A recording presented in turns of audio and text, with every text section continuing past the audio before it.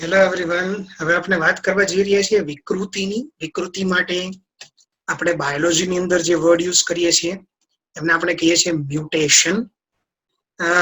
Students, મ્યુટેશનની જ્યારે આપણે વાત કરતા હોય, જો મ્યુટેશન એ બહુ ઇમ્પોર્ટન્ટ ટોપિક છે સ્ટડી કરવા માટે. એને રિલેટેડ જ્યારે ક્વેશ્ચન પૂછાય છે ત્યારે આપણે ઘણી વખત થોડા કન્ફ્યુઝ થતા હોઈએ છીએ, કારણ કે એ થોડું ડિટેલમાં સ્ટડી કરવાની વસ્તુ છે. વિકૃતિ કોને કહેવાશે? હું આગળ તમને ઇવોલ્યુશનમાં ભણાઈ ચુક્યો છું. ધ વૃષ વિકૃતિ શબ્દનો પ્રયોગ જે છે ને એ પ્રથમવાર કરેલો હતો, એટલે આપણે ધ વૃષનો વિકૃતિવાદ ભણી ગયા હતા. વિકૃતિને જુદી જુદી રીતે વ્યાખ્યાયિત કરી શકાય. જેમ કે વિકૃતિ એક એવી ઘટના છે કે જેનાથી ડીએનએ ના ક્રમમાં ફેરફાર થશે. અહીંયા ખાસ સ્ક્રીન પર સેકન્ડ પોઈન્ટ જોજો. એમાં કીધું છે કે જેને લીધે સજીવમાં જનીનિક પ્રકાર અને સ્વરૂપ પ્રકારની અંદર ફેરફારો આવશે, આવી શકે. મેં ગઈકાલે તમને વાત કરી હતી પોઈન્ટ મ્યુટેશનની. આપણે સમજી ગયા હતા જ્યારે કાલના લેક્ચર્સ ભણ્યા હશે એમાં તમને ખ્યાલ હશે. પોઈન્ટ મ્યુટેશન વિશે મેં તમને ચર્ચા કરી ચૂક્યો છું તમારી સાથે. વિકૃતિ એ જનીન કે રંગસૂત્રમાં એક કે બીજા સ્વરૂપે એકાએક થતો ફેરફાર છે અને તે તેના નિયંત્રણથી લક્ષણોમાં ફેરફાર પેદા કરે છે. ડોબ્ઝન્સ્કી જણાવે છે કે વિકૃતિ એ કોષ વિભાજનમાં થતી ભૂલ અથવા તો ભૂલયુક્ત લખાણ છે. હા, હોઈ શકે, કેમ નહીં. એક ઉદાહરણ સાથે સમજીએ કે વિકૃતિ કઈ રીતે સર્જાઈ શકે. બરોબર છે મિત્રો? ખાસ સમજો. બરોબર છે? તમે એમ લઈ લો કે ગોડ, બરોબર છે, ગોડ ઇઝ નો વેર. બરોબર છે?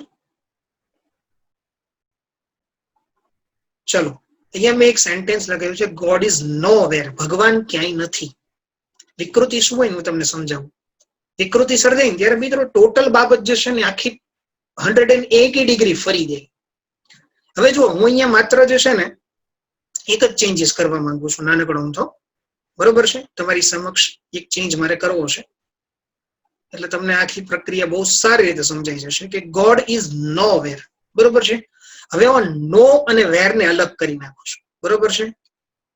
ચલો, પણ અહીંયા હું એટલો ફેર કરીશ કે ડબલ્યુ ને હું થોડોક આ સાઈડ લઈ લઉં છું. બરોબર છે?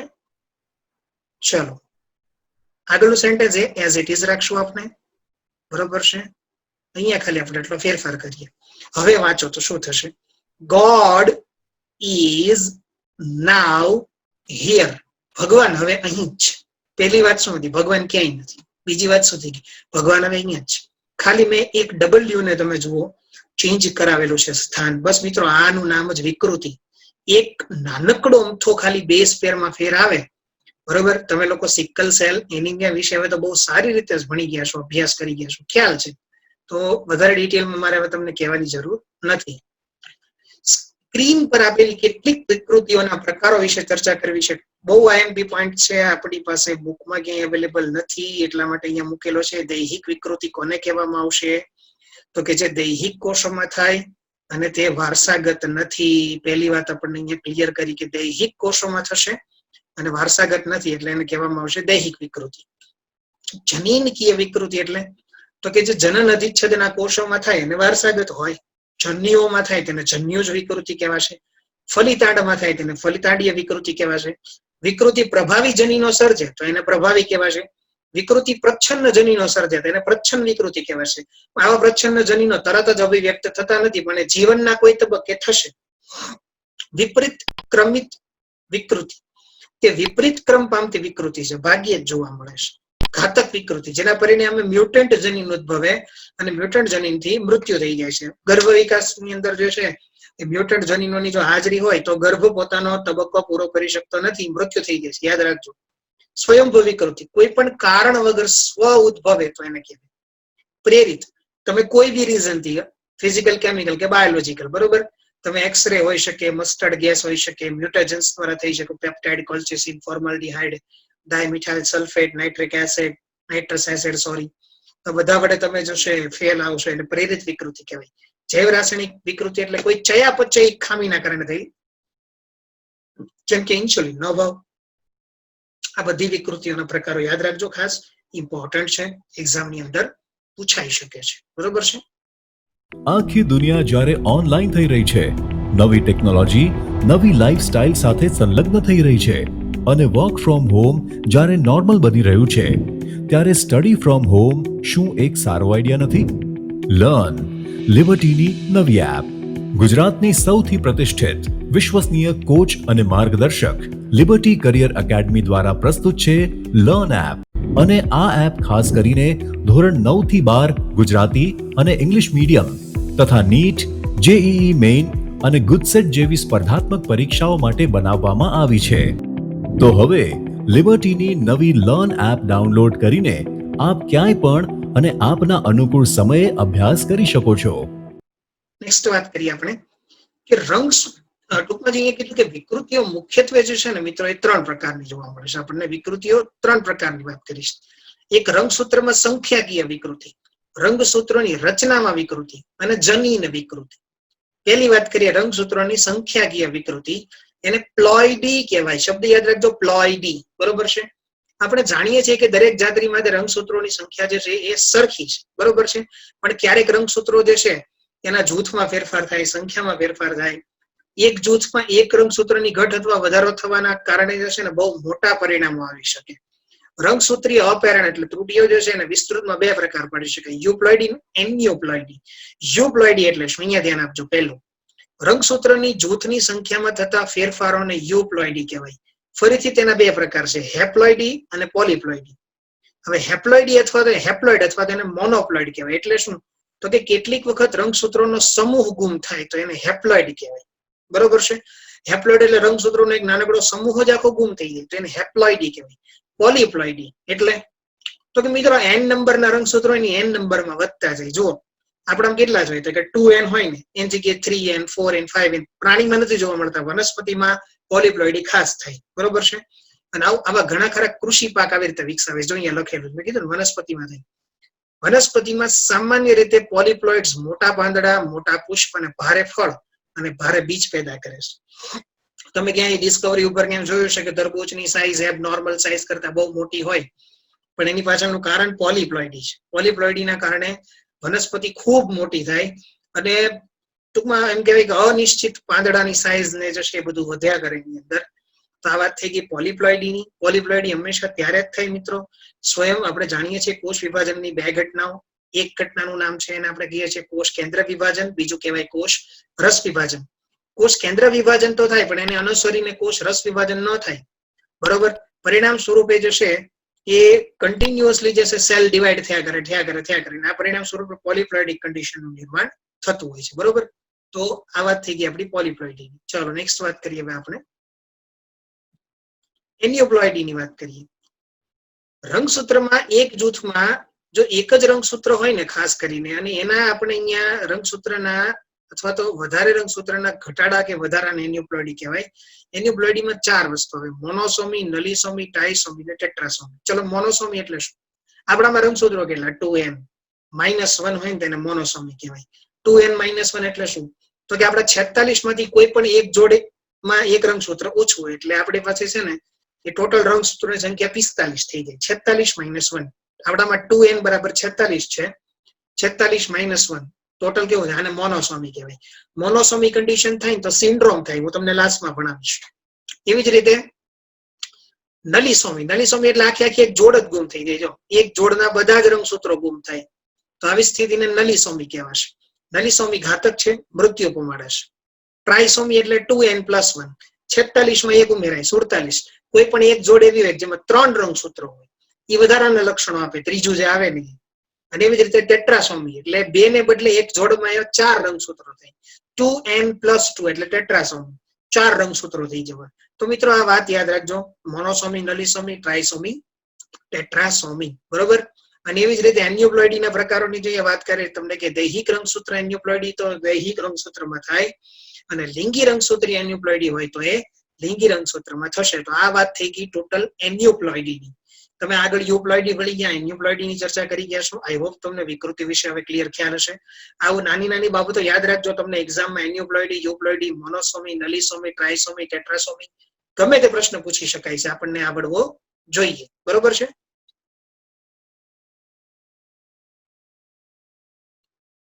જનીન વિકૃતિની વાત કરીએ. જનીનના જો અહીંયા ખાસ જનીન વિકૃતિમાં બહુ ઇમ્પોર્ટન્ટ પોઈન્ટ્સ આપણી સાથે ચર્ચા કરેલા છે. અહીંયા શું શું આપણે જે વાત કરીએ, તમે જુઓ કીધું કે જનીનના સંરચનાકીય બંધારણમાં ફેરફાર પ્રેરિત હોય પણ વિકૃતિને જનીન વિકૃત તરીકે ઓળખવામાં આવશે. બરોબર છે? કોઈ પણ જે હશે વિકૃતિ એને જનીન વિકૃતિ કહેવાશે. ડીએનએ જનીન દ્રવ્ય છે અને ડીએનએ ના અણુની ચોક્કસ લંબાઈ એક જનીન તરીકે વર્તે છે. આપણે જાણીએ છીએ ડીએનએ નો એક નાનકડો ટુકડો એટલે જનીન. ડીએનએ એકાકી બેઝની જોડીમાં ફેરફાર થાય છે, તેથી તે વિકૃતિ સર્જાય છે અને ન્યુક્લિયોટાઇડના ક્રમને બદલે છે. આવા મ્યુટેશનમાં તમે ભણી ગયા છે. એક પોઈન્ટ મ્યુટેશનનું ઉદાહરણ આપ્યું, જોઈએ તમને સિકલ સેલ એનિમિયા. અને તમે લોકો ફ્રેમ શિફ્ટે ભણી ગયા છો, મેં વાત કરી છે. બરોબર છે? જેમાં અહીંયા કીધું હિમોગ્લોબિન જે છે એ જો ખામીયુક્ત અને રક્તકણો દાંતરડા જેવા થાય છે. જનીન વિકૃતિના સંદર્ભમાં કેટલાક મુદ્દા નોંધનીય છે. એમાં પહેલો કીધો છે સામાન્ય રીતે વિકૃત જનીન વ્યક્તિ માટે નુકસાનકારક જ હોય. વિકૃતિ ક્યારેય ફાયદાકારક ના હોય, અમુક કેસને બાદ કરતા. બરોબર છે? કોઈ પણ જનીન વિકૃત પામી શકે, એવું જરૂરી નથી કે ક્યારેય કોઈ જનીન મ્યુટેશન પ્રૂફ હોતું નથી. વિકૃતિ સ્વયંભૂ અને પરપ્રેરિત હોઈ શકે, પોતાની રીતે ઉદ્ભવે, બહારથી પણ ઉદ્ભવડાવી શકાય. વિકૃતિ ઉત્ક્રાંતિકીય એજન્ટ છે. વિકૃતિ પામવું એ જનીન દ્રવ્યનો ગુણધર્મ છે. મેન્ડલે એવું કીધું હતું કે જો વિકૃતિ નહીં થાય ને તો ઉદ વિકાસ ના થાય, માટે વિકૃતિ થવી જરૂરી છે. વિકૃતિ એ પ્રાકૃતિક પસંદગીમાં મદદરૂપ કરે છે અને જાતીય ઉદ વિકાસમાં મહત્વની છે. જેમ હું તમારી સાથે ચર્ચા કર્યો કે ઉદ વિકાસમાં વિકૃતિનું ખૂબ મહત્વ છે. તો આ વાત થઈ ગઈ જનીન વિકૃતિની. બરોબર છે? ચલો, ઓકે. તો તમારી સ્ક્રીન પર હવે તમે જોઈ રહ્યા છો વંશાવળી પૃથ્થકરણ. બરોબર છે? વંશાવળી પૃથ્થકરણમાં પહેલા તો કેટલાક પોઈન્ટ છે ને અહીંયા સમજી લ્યો, ત્યારે આ પૃથ્થકરણ ખબર પડશે. આ રીતનો સિમ્બોલ હોય તો નર, આ રીતનો સિમ્બોલ હોય તો માદા, અને આ રીતનો સિમ્બોલ હોય તો ઉલ્લેખ નથી. અહીંયા તમે આ રીતનો સિમ્બોલ હોય તો વ્યક્તિઓ અસરગ્રસ્ત છે. આ તમે જુઓ તો નર અને માદા વચ્ચે મૈથુન દર્શાવે છે. આ સંબંધીઓ વચ્ચે સમરક્ત મૈથુન દર્શાવે છે. બરોબર? અમુક કમ્યુનિટીઝ હોય કે જેમાં જે છે નજીકના સંબંધોમાં મેરેજ થતા હોય તો એ રીતના સમૃક્ત મૈથુન હોઈ શકે. બરોબર? આ તમે જુઓ તો અહીંયા તમને જે કીધું છે આ પિતા છે, આ માતા છે. બરોબર? અને આ એની સંતતિ છે. સંતતિમાં આ માદા છે, આ નર છે. બરોબર? નર શિશુ વાળા પિતૃ રોગથી પ્રભાવિત જો કહેવાય, નર શિશુ વાળા પિતૃ રોગથી પ્રભાવિત, તો આ રીતનો સિમ્બોલ આવશે. બરોબર છે? અને 5 પ્રભાવહીન સંતતિ કીધું તો 5 આ રીતે લખાય. બરોબર છે? શોર્ટમાં 6 લખો તો 6 પ્રભાવહીન થાય, 3 લખો તો 3 પ્રભાવહીન થાય. આ રીતે આપણે એને સિમ્બોલિંગ કરી શકીએ. ચલો, તમારી સામે એક ઉદાહરણ લઈને આવ્યો છું. વંશાવળી પૃથ્થકરણ નીટની એક્ઝામ માટે બહુ આઈએમપી પોઈન્ટ છે, માટે સમજજો ખાસ. અહીંયા તમને પોલીડેક્ટાઇલિસનું એક ઉદાહરણ આપેલું છે. પોલીડેક્ટાઇલિસ એટલે મિત્રો સામાન્ય રીતે 10 આંગળી હોય, પણ કોઈ કારણથી વ્યક્તિમાં તમે જોયું હશે કે 11 આંગળીઓ હોય, 12 આંગળીઓ હોય, તેને પોલીડેક્ટાઇલિસ કહેવાય છે. ચલો, શું કરીએ આપણે જોઈએ. આપણે લોકો અહીંયા છે ને એક પોલીડેક્ટાઇલ ફેમિલીની આખી એક ડિટેલ ચેક કરી છે અને એમાં આપણને ખબર પડી છે કે વ્યક્તિ જે છે પોલીડેક્ટાઇલિસ કઈ રીતે દર્શાવે છે. હવે અહીંયા પેલા 2 સિમ્બોલ જાણી લો કે આવી રીતનો કોઈ સિમ્બોલ હોય ને પોલીડેક્ટાઇલિસ સ્ત્રી છે અને અહીંયા પોલીડેક્ટાઇલિસ પુરુષ છે. ચલો, જનરેશન 1 ની વાત કરીએ આપણે. જનરેશન 1 માં તમે જુઓ તો સ્ત્રી સામાન્ય છે, જ્યારે પુરુષ પોલીડેક્ટાઇલ છે. હવે એને 3 સંતાનો છે. જો અહીંયા 1 અને 2 3 સંતાનો છે. એમાં એક જે છે ને લેડીઝ જે વાત કરીએ છીએ, અહીંયા જો માદા છે, પણ માદા કેવી છે તો કે પોલીડેક્ટાઇલ સ્ત્રી છે. એક એને બીજું સંતાન જે છે ને પોલીડેક્ટાઇલ પુરુષ છે અને એક નોર્મલ પુરુષ છે. બરોબર? હવે આના ઉપરથી તમને ઘણું સમજવા મળશે. ચલો, પહેલું ધ્યાન અહીંયા રાખો, આ બાબતમાં ધ્યાન રાખો. હવે પોલીડેક્ટાઇલ જે સ્ત્રી છે એના લગ્ન જે છે એક સામાન્ય પુરુષ સાથે થાય છે અને એને 4 સંતાનો છે. જો અહીંયા 1 2 3 અને 4 સંતાનો આપ્યા ને તો 4 માંથી 2 સંતાનો, એક નર અને એક માદા પોલીડેક્ટાઇલ છે, જ્યારે એક નર અને એક માદા જે છે એ કેવા છે? કોમન છે. શું કામ થશે આવું? કારણ કે તમે જાણો છો કે 2 અહીંયા નર અને એક માદા છે. તમે આના જન્યુઓ જે છે હવે તમને બધાને આવડે છે, આનું ક્રોસિંગ ઓવર કરાવો એટલે તમને ઓટોમેટિક ખ્યાલ આવી જશે કે કેવી રીતે આ શક્ય બને છે. અહીંયા તમે જુઓ કે અહીંયા કોઈ ચાન્સીસ જ નથી. હું ક્રોસ કરી દઉં છું. કેમ? અહીંયા નર અને માદા 2 માંથી એક પણ પોલીડેક્ટાઇલ નથી. બરોબર છે? તો આગળ જતા કોઈ પોલીડેક્ટાઇલિસ જોવા મળશે નહીં.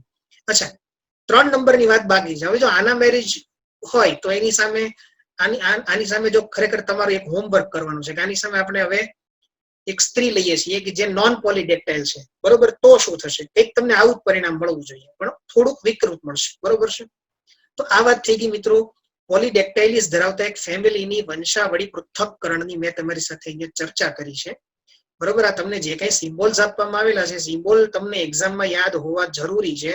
જો તમને એક્ઝામમાં સિમ્બોલ યાદ ના હોય ને તો તમે વંશાવળી પૃથ્થકરણની કોઈ પણ પ્રકારની ચર્ચા કરી શકો નહીં. અને વંશાવળી પૃથ્થકરણનો પ્રશ્ન વગર નીટના પેપરો મેં બહુ ઓછા બનતા જોયા છે. એટલે આઈ હોપ કે તમે સમજી ગયા છો કે વંશાવળી પૃથ્થકરણ કેટલું ઇમ્પોર્ટન્ટ છે. તમારી સાથે અહીંયા થોડી ડિટેલ ડિસ્કશન કરી લો. આ ચાર્ટ દર્શાવે છે કે પ્રથમ પેઢીમાં પોલીડેક્ટાઇલિસ પુરુષના લગ્ન સાદી સ્ત્રી સાથે થાય છે. તેનાથી 3 સંતાનો, જે મેં તમને વાત કરી, પોલીડેક્ટાઇલિસ પુત્રી, પોલીડેક્ટાઇલિસ પુત્ર અને સાદો પુત્ર. અને આ બીજી પેઢીમાં દરેક પ્રથમ અને ત્રીજા સભ્ય સામાન્ય વ્યક્તિને પરણે છે અને તેમના સંતાનો ત્રીજી પેઢીમાં દર્શાવેલા છે. પરિણામો ઉપરથી નિર્ણય કરી શકાય કે પિતૃમાં કોઈ પણ એક સભ્ય પોલીડેક્ટાઇલિસ હોય તો જ સંતાનોમાં પોલીડેક્ટાઇલિસ અવતરે, અધરવાઇઝ નહીં. અહીંયા ઉદાહરણ જોઈ લ્યો, પોલીડેક્ટાઇલિસ નથી તો આગળની 5, 6, 7, 8 અને 9 એક પણ પોલીડેક્ટાઇલિસ ધરાવતું નથી. આવા ઘણા ઉદાહરણો લઈ શકાય મિત્રો. આ હોમવર્કની વસ્તુ છે, પ્રેક્ટિસની વસ્તુ છે. જેટલું વધારે કરશો એટલું વધારે આવડી જશે. બરોબર છે.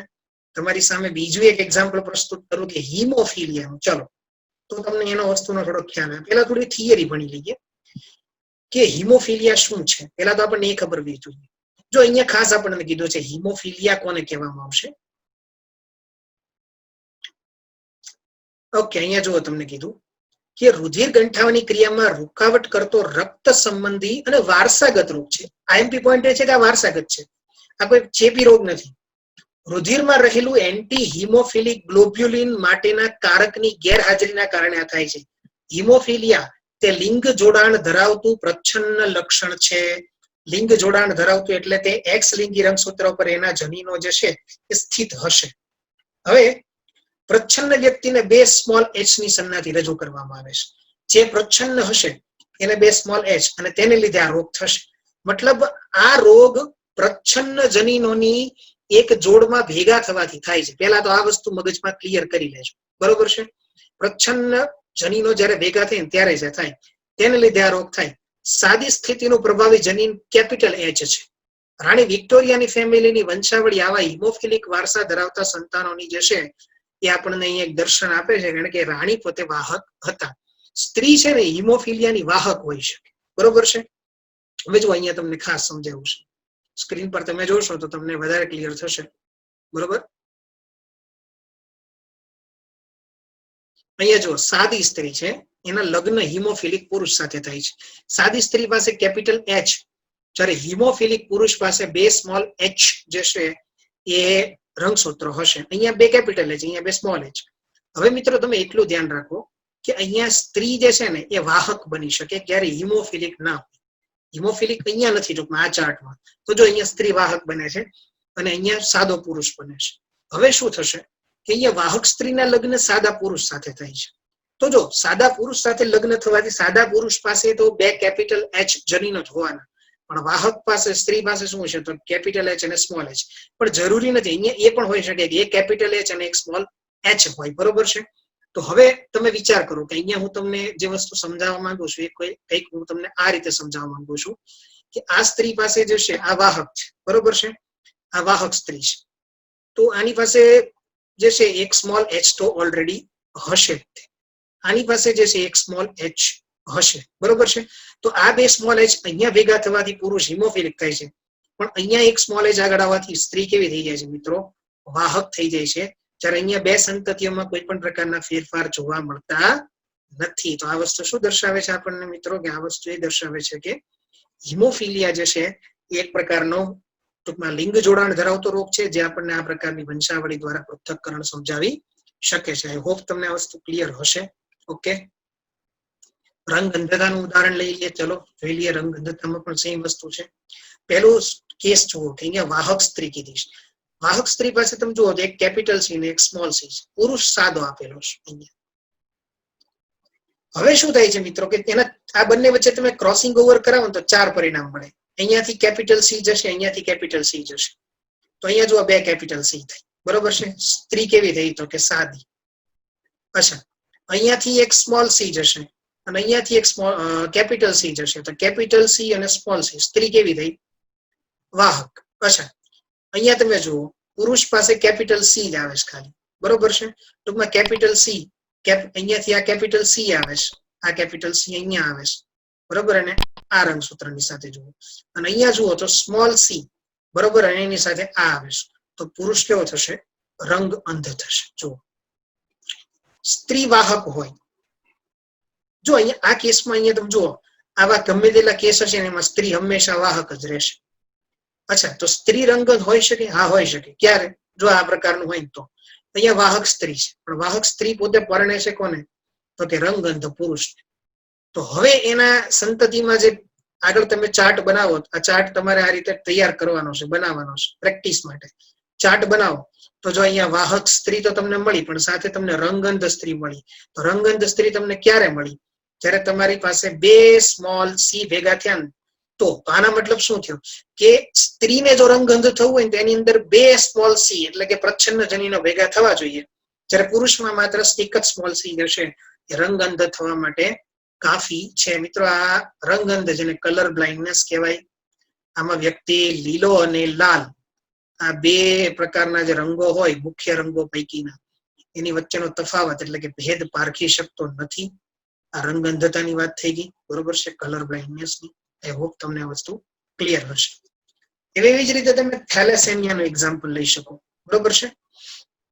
ઓકે, જો મિત્રો ખાસ અહીંયા સમજો, થેલેસેમિયામાં આપણને શું સમજાવેલું છે? ચાલો જોઈએ. થેલેસેમિયામાં આ પણ એક પ્રકારની વારસાગત ખામી ધરાવતું જે છે એ રોગ છે, જેમાં લોહીમાં પૂરતા પ્રમાણમાં હિમોગ્લોબિન બનતું નથી. આવી વ્યક્તિ જે છે ને એને બહારથી લોહી ચડાવવું પડે. તે પૈકી બીટા થેલેસેમિયાનું પરીક્ષણ લગ્ન ગ્રંથિ પહેલા કરાવવું જરૂરી છે. માત્ર જો મિત્રો, થેલેસેમિયાના બે પ્રકારો છે, એક મેજર અને એક માઇનોર. હવે શું છે એની વાત કરું છું. પુરુષ કે સ્ત્રી બંને પૈકી એક અથવા બંને થેલેસેમિયા માઇનોર કે થેલેસેમિયા મેજર હોય, જો માતા અથવા પિતા બે માંથી એક તરફથી ખામીયુક્ત જનીન બાળકને વારસામાં મળે તો પણ આવી સંતતિ રોગ ધરાવતી નથી. હવે બે વસ્તુ અહીંયા સમજાવીશ આપણને. શું કીધું છે કે અહીંયા જો માતા માઇનોર હોય અને પિતા નોર્મલ હોય, અથવા તો માતા નોર્મલ હોય અને પિતા માઇનોર હોય, તો આગળની સંતતિઓમાંથી કોઈ પણ એક સંતતિ માઇનોર હશે. માઇનોર એ કોઈ રોગ નથી. થેલેસેમિક માઇનોર એ એક અવસ્થા છે. પણ મિત્રો એક વસ્તુ સમજો કે માદા પણ થેલેસેમિક માઇનોર છે અને પિતા પણ થેલેસેમિક માઇનોર છે. તો આવા કેસમાં બનતી સંતતિ જે છે એ થેલેસેમિક મેજર હશે અને એ ખરેખર થેલેસેમિયા ધરાવતું હશે. જો બંને વ્યક્તિ થેલેસેમિયા માઇનોર હોય તો જન્મેલ બાળક થેલેસેમિક મેજર થશે. બંને પતિ પત્ની કોઈ પણ એક થેલેસેમિયા માઇનોર હોય તો કુટુંબ જીવન સહેલાઈથી જીવી શકે છે અને થેલેસેમિયાનો કોઈ ભય રહેતો નથી. પણ થેલેસેમિયાના વાહક બની શકે. એટલે તો કે આગળની સંતતિમાં થેલેસેમિયા આવી શકે. તો આ વસ્તુ શું દર્શાવે છે મિત્રો? આ વસ્તુ એટલું જ દર્શાવે છે આપણને કે થેલેસેમિયા જે છે એ હકીકતમાં એક બે પ્રભાવી જનીનો જે છે, બરોબર છે. ટૂંકમાં અહીંયા જુઓ કે માતા અને પિતા બંને થેલેસેમિક માઇનોર હોય તો જ થેલેસેમિક મેજર જન્મે, અધરવાઇઝ જન્મતા નથી. તો આ વાત આપણે અહીંયા કમ્પ્લીટ કરીએ છીએ. ચલો, એવી જ રીતે તમે સિકલ સેલ એનિમિયાની વાત છે, ભણી ગયા છો સિકલ સેલ એનિમિયા. એટલે હવે હું તમારી સાથે વધારે ડિટેલમાં ચર્ચા નથી કરતો, કારણ કે તમે જાણો છો 6 નંબરની પોઝિશન ઉપર ગ્લુટામિક એસિડની જગ્યાએ વેલાઇન આવી જાય છે. પણ અહીંયા થોડુંક જનીનિક વાતો કરવી છે એટલે ચર્ચા કરી દઉં, તમને પણ ખ્યાલ આવે.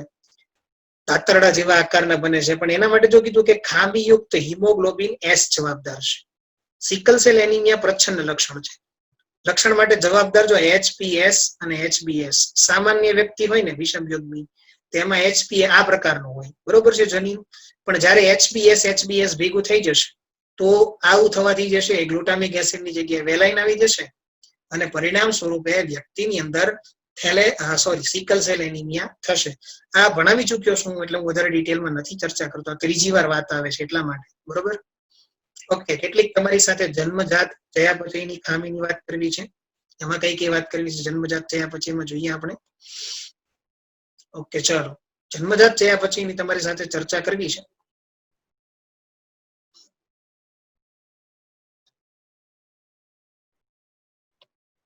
ઓકે, ચલો, તો જન્મજાત ચયાપચયમાં જોઈએ. પહેલી વાત કીધી ફિનાઇલ કીટોનુરિયા જન્મજાત ચયાપચયની ખામી છે અને આ ખામી પ્રચ્છન્ન લક્ષણ છે. જે બે સ્મોલ પી ની સંજ્ઞા વડે દર્શાવતા પ્રચ્છન્ન જનીનોને લીધે થાય છે. આ પ્રચ્છન્ન જનીનોની હાજરી, જો મિત્રો હું 3 જેની વાત કરવા જઈ રહ્યો છું એ માત્ર અને માત્ર તો જ થશે જો બે પ્રચ્છન્ન જનીનો ભેગા થશે. જેમ આગળ તમે રંગઅંધતામાં ભણી ગયા કે માદામાં બે સ્મોલ સી ભેગા થાય તો જ રંગઅંધતા થતી હતી, એમ આ જનીનો પણ જે છે ને એ પ્રચ્છન્ન જનીનોના એક જોડમાં ભેગા થવાથી આ રોગ પણ પ્રચ્છન્ન જનીનોના એક જોડમાં ભેગા થવાથી થાય છે. ફિનાઇલ એલેનિન જે છે હાઇડ્રોક્સિલેઝ ઉત્સેચક પેદા થતો નથી અને આ ઉત્સેચકની ગેરહાજરીને લીધે ફિનાઇલ એલેનિનનું ટાયરોસિનમાં રૂપાંતર થતું નથી. પરિણામે શું થાય તો કે ફિનાઇલ એલેનિન અને તેના વ્યુત્પન્નો લોહીમાં જમા થાય અને સેરેબ્રોસ્પાઇનલ પ્રવાહીમાં જાય. સેરેબ્રોસ્પાઇનલ એટલે કે આપણા મગજનું પ્રવાહી, અને વધારાનો ફિનાઇલ એલેનિક મૂત્ર દ્વારા જે છે એ ઉત્સર્જિત થાય છે. હવે મિત્રો આ શું પરિસ્થિતિ થાય ને એની મારે ચર્ચા કરવી છે તમારી સાથે. જો આવી વ્યક્તિ જે ફિનાઇલ કીટોનુરિયા ધરાવતી હોય ને એમાં ફિનાઇલ એલેનિન જ્યારે સેરેબ્રોસ્પાઇનલ પ્રવાહીમાં ભેગું થઈ જાય ને એટલે મિત્રો એના મગજને અસર કરે અને વ્યક્તિ મૂર્ખ બની જાય. આવા વ્યક્તિને છે ને ફિનાઇલ એલેનિક મૂર્ખ કહેવાય, ફિનાઇલ એલેનિક ફુલિશ કહેવાય. વ્યક્તિનું વિચારવાની ક્ષમતા ઓછી થઈ જાય, વ્યક્તિ એકદમ તમે જોવો તો પાગલ વ્યક્તિ જેવું બિહેવિયર કરે, પોતાને કઈ ખબર ના પડતી એવું કરે. આ ફિનાઇલ કીટોનુરિયાની વાત કરું છું. બીજું એવું કીધું છે આલ્કેપ્ટોનુરિયા, એ પણ જન્મજાત ચયા પછીની ખામી છે જે બે સ્મોલ એ થી શરૂ થાય છે અને બે સ્મોલ એ ની હાજરી હોય તો થાય. એમાં શું થાય તો કે હોમોજેન્ટિસિક એસિડ જે છે ને ઓક્સિડેઝ એ નામનો ઉત્સેચક ઉત્પન્ન થતો નથી.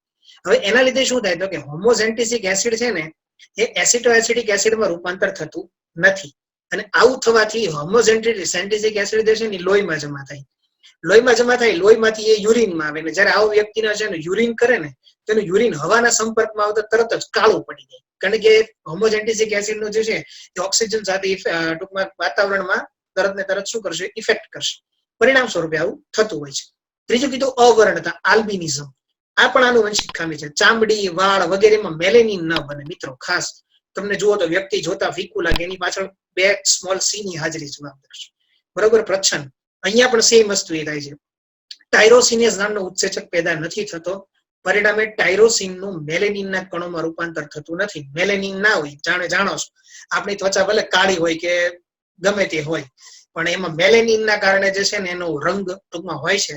આપણી જે ચાર્મ હોય દરેક વ્યક્તિની એ મેલેનિનના કારણે હોય, અને જો મેલેનિન ના હોય ને તો વ્યક્તિનું ચાર્મિંગ પણ જે છે એ દેખાતું નથી. આ ખાસ મારી વસ્તુને સમજજો. બરોબર છે.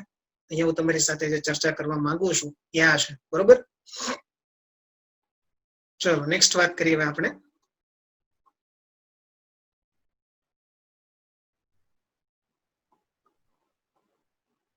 ઓકે ચલો મિત્રો, રંગસૂત્રીય અનિયમિતતાઓ, ખામીઓ જો આપણે જાણવી હોય તો આપણે કેવી રીતે જાણી શકીએ એના માટેની આપણી પાસે એક પદ્ધતિ છે જેને રક્ત સંસ્કરણ પદ્ધતિ, બ્લડ કલ્ચર મેથડ કહેવાશે. તે રીતે આપણે શું કરશું, પહેલા તો તમને એક વસ્તુ ખબર હોવી જોઈએ કે કેરિયોટાઇપ કોને કહેવાય.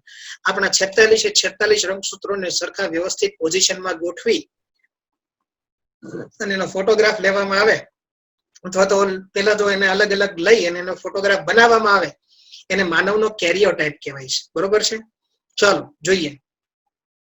સૌથી પહેલા તો રુધિર લઈ લો અને રુધિરને તમારે સમભાજનને ઉત્તેજને એવા સંસ્કરણ માધ્યમમાં દાખલ કરવાનું છે. પછી તમારે એની અંદર ઇન્ક્યુબેટ કોલ્ચિસિન ઉમેરીને સમ વિભાજનની મધ્યાવસ્થાએ રંગસૂત્રોને જકડી રાખવાના. શું કામ? કારણ કે રંગસૂત્રો આ અવસ્થામાં સૌથી સરસ મજાના દેખાય એટલા માટે હું કોષચક્રની વાત કરીશ ત્યારે સમજાવીશ. બરોબર. અચ્છા, હવે એની અંદર આપણે મિત્રો હાઇપોટોનિક દ્રાવણ નાખીએ છીએ. આથી રંગસૂત્રો ફૂલ છે, મોટા થશે. અને હવે એને તમે અભિરંજિત સ્લાઇડ, તૈયાર કરેલ સ્લાઇડ ઉપર તમે લઈ લો છો અને પછી અભિરંજિત કરો છો. માઇક્રોસ્કોપ નીચે જુઓ છો તો તમે સ્લાઇડને માઇક્રોસ્કોપ નીચે જોવાથી મોટા મોટા રંગસૂત્રો દેખાય છે. આ મોટા મોટા રંગસૂત્રોનો તમે એક ફોટોગ્રાફ લઈ લો છો અને એ ફોટોગ્રાફમાં તમે દરેક રંગસૂત્રને સાઈઝ મુજબ કાપવા માંડો છો. સાઈઝ મુજબ કાપી દીધા પછી એને બાજુ બાજુ ગોઠવો છો એટલે તમને 46 રંગસૂત્રો ગોઠવાયેલા દેખાશે, જે આપણો કેરિયોટાઇપ દર્શાવે છે. તો આ વાત થઈ ગઈ રક્ત સંસ્કરણ પદ્ધતિની અને કેવી રીતે આપણે આપણો કેરિયોટાઇપ બનાવી શકીએ છીએ. જો વિકૃતિ સર્જાય તો કેટલાક સિન્ડ્રોમની અવસ્થા આવે, જેમ કે પહેલી વાત કરવી છે તમારી સાથે ડાઉન્સ સિન્ડ્રોમ. મિત્રો 21મી જોડ જે હોય ને, જો અહીંયા લખેલું છે 21મી જોડ, આ પ્રશ્નમાં પૂછાઈ શકે. તમને ડાઉન સિન્ડ્રોમ એવું ના પૂછે. 21મી જોડમાં ટ્રાયસોમી થવાથી શું થાય એ પણ પૂછી શકાય. 21મી જોડમાં ટ્રાયસોમી થાય, બરોબર છે, અને આ જોડીમાં 2 ને બદલે 3 રંગસૂત્રો થાય. રંગસૂત્રોની કુલ સંખ્યા 47 થાય, અને આના પરિણામ સ્વરૂપે જે છે ડાઉન્સ સિન્ડ્રોમ થશે. ડાઉન સિન્ડ્રોમ વાળા બાળકો હોય ને એની અલગ સ્કૂલ હોય, એને અલગ રીતે ભણાવવામાં આવે, કારણ કે એના કેટલાક લક્ષણો જે છે ને સામાન્ય માણસ જેવા નથી હોતા. જો અહીંયા આપેલા છે, તમને કીધું છે, બરોબર. હું લક્ષણોની ચર્ચા કરું તો અહીંયા કીધું છે ઠીંગણું કદ, મોટું માથું, ટૂંકી ગરદન. જમણી સાઈડ જુઓ, તમને બધું આપેલું છે ફિગરમાં. બાળકનો એક ચહેરો આપેલો છે જે તમને દેખાડે છે કે બાળક ડાઉન સિન્ડ્રોમ ધરાવે છે. ચપટો ગોળ ચહેરો દેખાડે છે. મોંગોલોઇડ પ્રજામાં હોય તેવા ગડીયુક્ત પોપચા, આંખનું જે વાત કરો તો જો અહીંયા દેખાય તમને આ રીતે, બરોબર.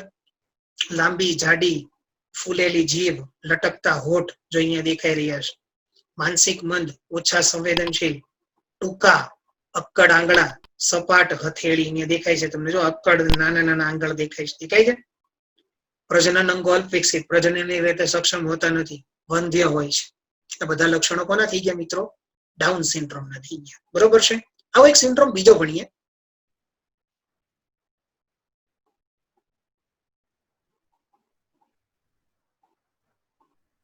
એક આપણે વાત કરી ડાઉન સિન્ડ્રોમની, બરોબર છે. બીજો આપણે સિન્ડ્રોમ અભ્યાસ, એક સિન્ડ્રોમ ભણીએ આપણે, ટર્નર સિન્ડ્રોમ, બરોબર છે. ચલો જોઈએ શું કહે છે. લિંગ સંબંધિત ખામી છે. સ્ત્રી 2 લિંગી રંગસૂત્રના બદલે માત્ર એક જ એક્સ લિંગી રંગસૂત્ર ધરાવે. તો પહેલી વસ્તુ તો એ થઈ ગઈ મિત્રો કે 2 ના 1 થઈ ગયા, તો આ શું થઈ ગયા? મોનોસોમી છે. પણ મોનોસોમી કોની? લિંગી રંગસૂત્રોની મોનોસોમી છે. ત્યારે આ ખામી સર્જાય છે. શું છે? જો તમને લક્ષણો કીધા છે અહીંયા. ઠીંગણું કદ, ટૂંકું કરચલીયુક્ત ગળું, સ્વરૂપ દ્રષ્ટિએ સ્ત્રી હોવા છતાં પ્રજનન અંગો અલ્પ વિકસિત, લગભગ સપાટ છાતી, ગર્ભાશય અલ્પ વિકસિત, વંધ્ય સ્ત્રી. ફિગરમાં તમે જુઓ તો બધા જ એના લક્ષણો દર્શાવેલા છે. પણ મિત્રો આ એક યાદ એટલે રાખવાનું છે કે આ મોનોસોમીથી થતો રોગ છે. આગળનો સિન્ડ્રોમ હતો એ કયો હતો? એ ટ્રાયસોમીથી થતો, આ મોનોસોમીથી થાય છે. ત્રીજો કીધું છે ક્લાઇનફેલ્ટર સિન્ડ્રોમ. ક્લાઇનફેલ્ટર સિન્ડ્રોમ શું છે? જુઓ, આ પણ એક લિંગ સંબંધિત ખામી છે જેમાં પુરુષ પાસે એક્સ લિંગી રંગસૂત્ર હોય, પરંતુ તેને બદલે એક એક્સ લિંગી રંગસૂત્ર હોય. આપણે જાણીએ છીએ એક એક્સ હોય અને એક વાય હોય, પણ ક્યારેક મિત્રો ટ્રાયસોમી થાય, બરોબર છે, ને એક વધારાનું આવી જાય. તો એની પાસે હવે શું થઈ જાય? ડબલ એક્સ વાય, આ રીતની કન્ડિશન થાય. તો શું થાય? તો જો અહીંયા તમને કીધું, જો અહીંયા તમને દેખાડેલું પણ છે ડબલ એક્સ વાય કરી, બરોબર છે. સ્વરૂપલક્ષી રીતે પુરુષ છતાં વંધ્ય, અલ્પ વિકસિત શુક્રપિંડો, પ્રજનનની રીતે સક્ષમ નથી હોતા, ઊંચું કદ, લાંબા પગ, ગળું ટૂંકું, શરીર ઉપર આછી રૂવાટી, બરોબર. ચહેરા પર ખૂબ વાળ જે છે એ ઓછા, બરોબર. મતલબ જે પુરુષોમાં નહીં તો આપણે ખબર છે મસ્ટેચ એન્ડ બિયર્ડ, બરોબર ને, મૂછ અને દાઢી હોય છે. સ્ત્રીમાં હોય તેવી છાતી પહોળી, ચપટી નિતમ મેખલા અને સ્ત્રી જેવો તીણો અવાજ, બરોબર છે. આ શું કામ થાય છે? એક એક્સ લિંગી રંગસૂત્ર વધારે આવી ગયું છે. તો ઓબ્વિયસ વસ્તુ છે કે આ વધારો આવેલું એક્સ લિંગી રંગસૂત્ર પોતાના લક્ષણો દર્શાવશે. માનસિક રીતે મંદ હશે, બરોબર. તો આ બધી જ વાત થઈ જાય છે ક્લાઇનફેલ્ટર સિન્ડ્રોમની.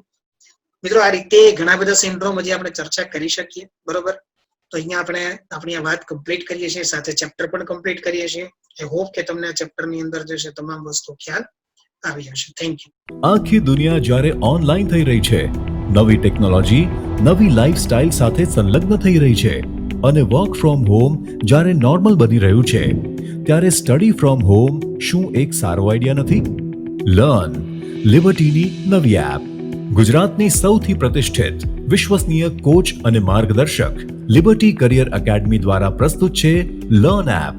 લર્ન એપ આપને ઘરે બેઠા કોચિંગ ક્લાસમાં મળતું શિક્ષણ પૂરું પાડે છે, અને આ એપ ખાસ કરીને ધોરણ 9 થી 12 ગુજરાતી અને ઇંગ્લિશ મીડિયમ તથા નીટ, જેઈઈ મેઇન અને ગુજસેટ જેવી સ્પર્ધાત્મક પરીક્ષાઓ માટે બનાવવામાં આવી છે. ઓનલાઈન કોર્સમાં જોડાવા માટે ગૂગલ પ્લે સ્ટોરમાંથી લર્ન એપ ડાઉનલોડ કર્યા બાદ સૌપ્રથમ રજીસ્ટર કરવું, જેમાં તમારું full name, email ID, mobile number તથા તમારો પાસવર્ડ સેટ કરવો.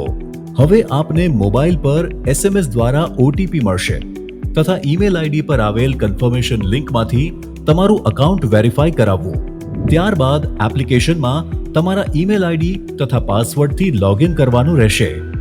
લોગિન થયા પછી હોમ પેજમાં સૌપ્રથમ આપનું ધોરણ સિલેક્ટ કરો, તેમાં સિલેક્ટ કરવાથી આપને બેચની વિગતો ઉપરાંત ક્લાસીસ, ટેસ્ટ્સ, સ્ટડી મટીરિયલ તથા બીજી વિશેષ માહિતી જોવા મળશે.